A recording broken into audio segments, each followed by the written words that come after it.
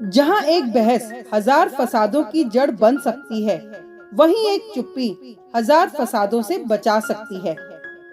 रीमा की माँ ने रीमा को बचपन से ही इस तरह के पाठ पढ़ाए थे। देख बेटा, मौन रहना बेहद मुश्किल काम है, लेकिन यदि व्यक्ति मौन धारण करना सीख ले, तो कई विवादों से बच जाए। और सहन शक्ति तो स्त्रियों का गहना होती है। जिस स्त्री में जितनी अधिक बातों को सहन करने की शक्ति होती है, वह उतनी ही शालीन और सहज मानी जाती है। रीमा के कानों में माँ की सिखाई ये बातें अक्सर गूंजा करती। रीमा हर तरह की बातों को सहना जानती। जैसे उसके मायके वालों ने उसे सहनशीलता के नाम पर दब्बू बनाकर जीना सिखाया था, उसे ससुराल भी वैसा ही मिल गया था। आखिर सीधी सादी गाय जैसी लड़कियां किसको पसंद नहीं आती। उसकी तेज तर्रार सास अक्सर उसे ताने मारती रहती। जिसका जो मन आता रीमा से बोल देता। सबको पता रहता कि वह पलटकर जवाब नहीं देगी। घर में झाड़ू बर्तन करने वाली मेड शांति भी जब तक उसके घर में काम करती, पूरा समय बोलती ही रहती। भाभी जी, ये तेज रहने का जमाना है। सीधे की इस दुनिया में कोई इज्जत नहीं होती। अपना हक लड़कर लेना पड़ता है। अरे, मेरी सास तो मुझे एक कहती है तो मैं 100 सुनाती हूँ। सम्मान करती हूँ मैं उनका, लेकिन बेमतलब की चिक चिक बर्दाश्त नहीं होती मुझे। भाभी जी, पहले मैं भी आप ही की तरह शांत स्वभाव की थी, लेकिन इस समाज के ही कारण मैं बदल गई। अब नहीं सहती मैं बेमतलब की बातें। भाभी जी, जितना आप सहन करोगी, लोग उतना ही आपका फायदा उठाएंगे। न जाने क्यों वो रीमा के सामने इस तरह की बातें किया करती, और रीमा के मन की शांति रोज इसी तरह भंग कर देती। रीमा चुपचाप उसकी बातें तो सुन लेती, पर शांति की बातें उसके शांत मन में उथल पुथल जरूर मचाती। यहाँ घड़ी में 2 बज रहे थे। काम से फुर्सत हो, सास बहू आज के अखबार के अलग अलग पन्ने पकड़कर पढ़ रही थी। तभी रीमा की सास का मोबाइल बज उठा। कुछ देर तक वे बड़ी गंभीरता से सामने वाले की बातें सुनती रहीं। फिर कुछ देर बाद बोली, अरे ऐसे कैसे? तू डांस एकेडमी में डांस सीखने क्यों नहीं जाएगी?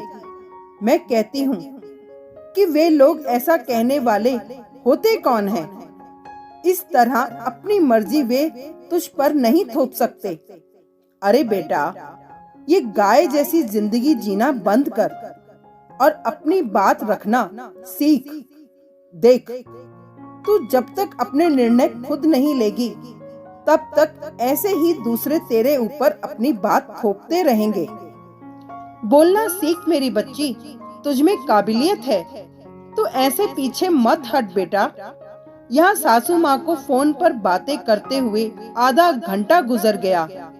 रीमा उनकी बातों से समझ गई थी कि उसकी ननद का फोन है और उसकी डांस क्लास को लेकर उसके ससुराल में फिर से कोई बवाल खड़ा हुआ है, जैसा कि आजकल आए दिन हो रहा था। यहाँ सासू माँ फोन काटकर सिर पर हाथ रखकर बैठ गईं। रीमा धीरे से उठी और अपनी सास के हाथों में अखबार का एक पन्ना थमाते हुए एक ऐड पर उंगली रख दी, जिस पर लिखा था, आपके शहर में एक बार फिर कल से हो रहे हैं ऑडिशन। यदि आपकी आवाज में है दम, तो आजमाएं अपनी किस्मत। सासू माँ ने ऊपर की ओर सिर उठाया तो देखा कि रीमा वहाँ नहीं थी।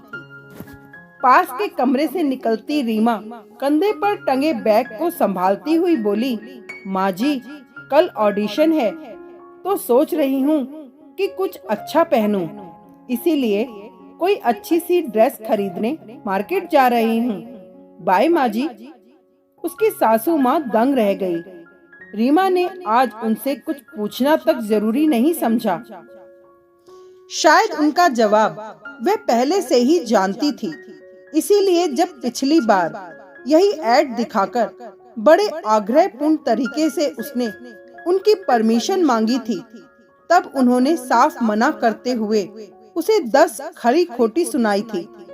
लेकिन ऐसे कैसे बिना पूछे जा सकती थी रीमा? ये तो उनका घोर अपमान था।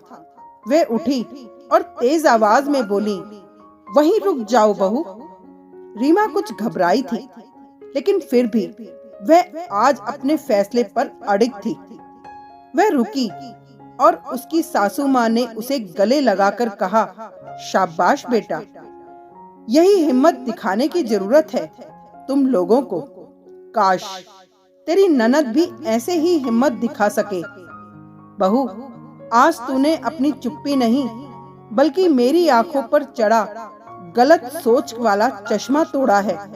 जाओ और अच्छे से अपने ऑडिशन की तैयारी करो। Thank you.